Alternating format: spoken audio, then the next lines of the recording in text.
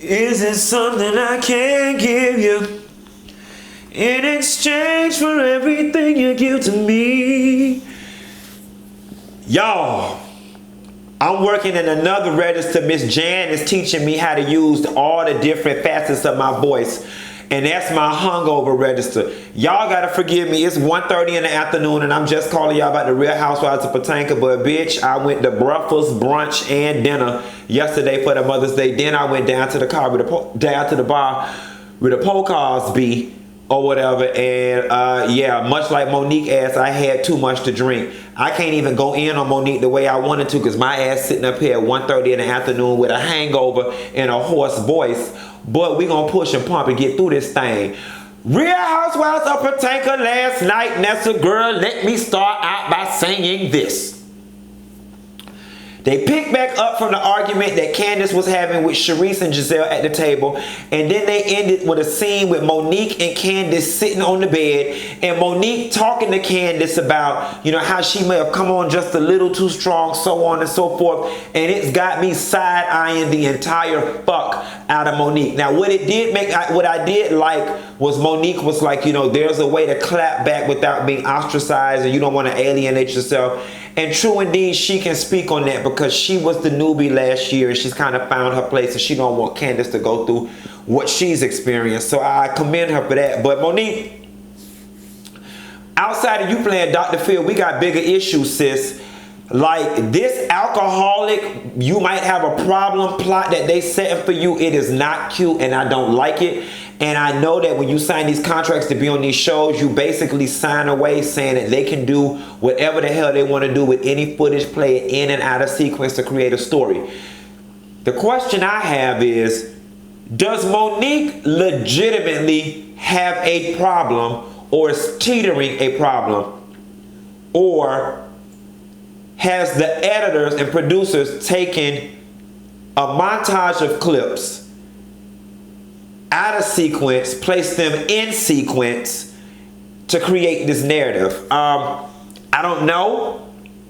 For somebody who doesn't think, for somebody who doesn't think as in-depthly as I do, they probably would just run with this alcoholic situation. Then it ain't making it no better that your cast members are in on it too. Because it was like, when you were like, oh, my eyes are red. And Ashley Big Mouth Ass was like, well, maybe it's the bottle of wine you drank. And then here come Giselle with her messy ass going in Robyn's room talking about Monique's drunk again. And then here come Robyn. I wonder if Monique's got a problem. Like, Monique, it ain't a good look. And I suggest you do what Dr. Heavenly did when Lisa Nicole accused her of being an alcoholic. Dr. Heavenly stopped drinking on the show altogether to protect her license. And you might need to do that to protect your image because this ain't a good look. And having that car accident after Ashley said you had 4 martinis ain't a good look either. And, you know, as far as you being tired and not being drunk, Monique, you need to stop saying that because you kind of sound stupid. Because everybody knows alcohol is a suppressant, you know, or depressant nonetheless. So if you were tired, alcohol was still a factor in your crash because drinks on top of exhaustion, you know what I'm saying? That don't make shit any better. How many times you hear people come home from a long day's work and be like, I'm just gonna have a glass of wine and go to sleep? Drinks put tired people down. So no matter how you slice it and dice it, Monique, alcohol was still a factor in your ass taking that plunge into that damn ravine. Nevertheless, that table had all kind of shit going on. Let me tell you something, Ashton. You might not want to believe this from me, daughter. Your mama have a drug problem, okay? There is no way in hell you are paying your mother's mortgage, giving her an additional $1,500 a month for miscellaneous expenses, and then she's texting you talking about, can you help her out with a $500 for something? Yeah, $500 so she can score. That sound like crackhead activities. I'm sorry. Your mother sound like she on crack, okay? And when you revealed that she has to move out of that house next month because Michael he's not having it no more, the fact that your mother is moving says to me the bitch is on crack. Your mama rather leave that house than leave that man. And here's the thing. Nobody is saying your mama can't date the man, can't fuck the man, or get high with the man. Okay? All they're saying is the man can't live there. And see, you better than me because I would take Ashley a little $1,500. I'd take my little $3,000-$4,000 a month house. I tell that man to go get something to stay, but you act like Ashley come around your house every day. That child, after the dust settled, that man to be in there fucking me and fool-la-la all over the house, and don't nobody even got to know he stay there. You know what I'm saying? But you two, nah, Ashley, your mama is on drugs. Your mama's on crack, root. Not my mama. Speaking of crack and speaking of alcoholics, Karen, your ass might be on a combination of drugs and alcohol, honey, because the way you cut up at that table was so out of character for you, and it didn't make sense. Like the way you just went in on Robyn and called her a dizzy bitch out of nowhere. And see, here's the thing, Karen. Whenever somebody is going through stress, the real them always comes out. Karen, you're becoming unhinged, unglued. You're unraveling at the seams, baby, and it is slightly delightful to watch because you put on so many airs for so long, but it's actually sad somebody like you who has prided themselves on being so cool, calm, and collected is coming undone at the seams. And that's largely because, Karen, you got a lot of shit going on in your damn background that you're hiding from people, and it's overwhelming. Finances being one, and then this bomb that Sharice dropped at the end about Ray asking you for a divorce. But I would not be surprised if this is Bravo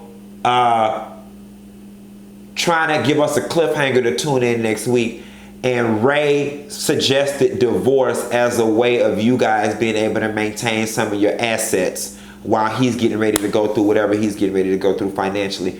I bet my bottom dollar that's probably what it is. Nevertheless, if I was Robyn, I wouldn't even wanted that tired ass apology from Karen. Like it's, you know,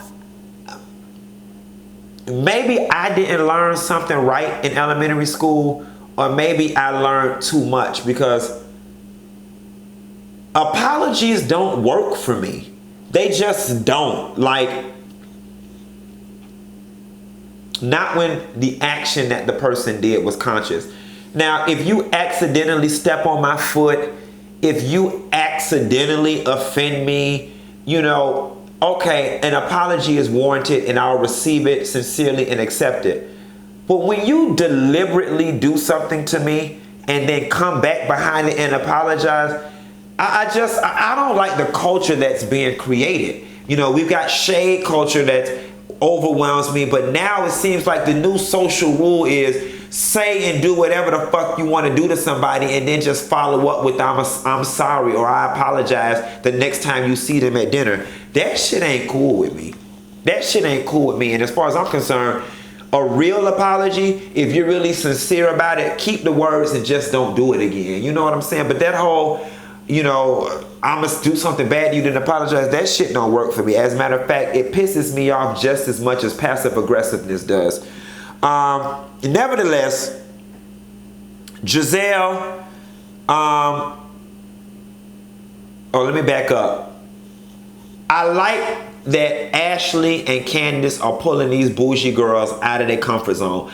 I like the fact that Robyn likes Candace. You know what I'm saying? And that she verbalized that she likes Candace. However, Robyn kind of got a little Cynthia Bailey in her, in the sense that whatever the leaders of the group do, Robyn kind of sways that way. So I was surprised to hear Robyn say she liked Candace. I'm curious to know if Robyn will hold that same position in front of Giselle and Sharice, and my bet is probably that she won't until she get mad with one of them. Nevertheless, Giselle, you fake as fuck. And it's like, Giselle, I actually do like Giselle, minus the fakeness. How the fuck you finna sit there and pass this tea to Karen about Ashley going around telling people, basically putting it on Ashley, like Ashley is the main perpetrator and the main one perpetuating this whole rumor about her with this blue-eyed man, and oh Karen, I just want you to know Ashley doing this and you might want to talk to her to shut it down. But in the same breath, you and Sharice both in your confessionals are talking about how Karen need to stop and everybody knows she dating this man, this, that, and the third. So it sounds to me, independent of Ashley's stepson seeing what he saw and Ashley saying what she said, that it was already going around that Karen is dating this blue-eyed man, and y'all already believe it independent of what Ashley has seen. So I don't understand, Giselle, how you can sneak with yourself making it out to Karen like Ashley is the one perpetuating this rumor when all of y'all have agreed that y'all believe it and y'all have heard it on the street. I don't like that. Giselle, I don't like that. Why are you like that? Like, does this shit make sense to y'all? Like, I just don't understand how people wake up and just be fucked up individuals for no damn reason. Like, you've got to know what you're doing is fucked up. You've got to know this. Oh, I'm finna fuck around and get mad. Let me change topics. Monique, this ain't a good week for you, sis, because they made your ass out to be a liar. And I'm going to tell you something, Mo. All my little people that I converse with about Housewives, honestly and truthfully, like, a lot of people are starting to say they don't like you. They don't like the dry bragging. They don't like the busy doing nothing. And Monique is starting to feel like, okay, your first season you were on your P's and Q's. Season 2, now that you've gotten a second year contract and basically you're a wife and you know that, you know, your seat is kind of good, that you've let a lot of your guard down and the real you is coming out, and it ain't looking too good, sis. Like, it ain't, you pride yourself on being real, this, that, and the third, but you straddling the fence with this Candace and Sharice shit. Honestly and truthfully, there really would be no fence for you to straddle if you just outright told Sharice she was wrong for some of the shit she did. And then, like Robyn and Giselle pointed out, you feeding both of them information, not thinking that one day they would both be sitting at the table. And yes, you did imply that Sharice is probably just jealous because her friend is making a new friend. You did do that, Monique. There was no twisting of words. That's what you imply. You may not have said it. It's just like Nene, when Portia was like, you should, got on Nene for saying, you said I should be fired. And Nene was like, I didn't say that. You were like, but Nene said she should be gone. Same difference. Same difference. You know, we're fighting. You in this situation is like Nene in that situation. Semantics is where the discrepancy comes. But all in all, it's the same damn thing. And yeah, Monique, you looking like a drunk, and you looking messy, and you looking reckless, and you know your little quip about maybe you need to hire more help. No, maybe you need to shave some of this shit off your plate, because ain't no need in taking on all this responsibility if you just gonna outsource it to somebody else. Like, cut it out. Cut it out. Something going on there. Just like something going on with Karen. Something is going on with Karen. I know them finances got a lot to do with it, but I think much of what Karen is going through too is that this glass house that she built is crumbling down. And lo and behold, if Karen would just let go of image and trying to save face for a bunch of people who laughing at it and don't have care about it no way, that she probably will find some peace in this situation. Let me tell y'all something. Life ain't gonna be good all the time. Like, I don't care how successful you are, how whatever, you gonna have some rough patches. That's just the way it goes. And it's so funny because with me, when my life is going really well, a lot of times I get nervous because I be like, man, shit going so good, which means something about to happen. And lo and behold, a year or two, something does happen that take you off your mark for a little bit, take you out the game for a little bit. Then you bounce back and you recoup and you better than you were before. That's just the way life works. You know what I'm saying? There's a yin to every yang. Nonetheless, Cameron, just drop them damn airs and let us figure out what's going on. Giselle, let me tell you something. It ain't nothing you need to figure out with Sherman. He's just not into you, sis. That man was rushing you off the phone. He ain't calling you. That's because he at the Piccadilly or at Old Charlie's with his new bitch, okay? Y'all gotta listen. All, all y'all ass finna be miserable with Sharice. Cameron about to be divorced. Sharice divorced. Robyn is divorced and single, although she in a relationship. She just don't know it.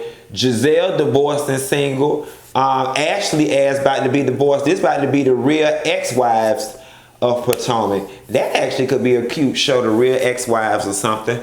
Or they did try Hollywood Exes. Nonetheless, I ain't finna promise y'all that I'm finna get in here and watch Southern Charm. We'll see after then I'm gonna call y'all about it. I'm finna put it on as this thunderstorm pass. And I'll call you later, Nessa girl. Bye.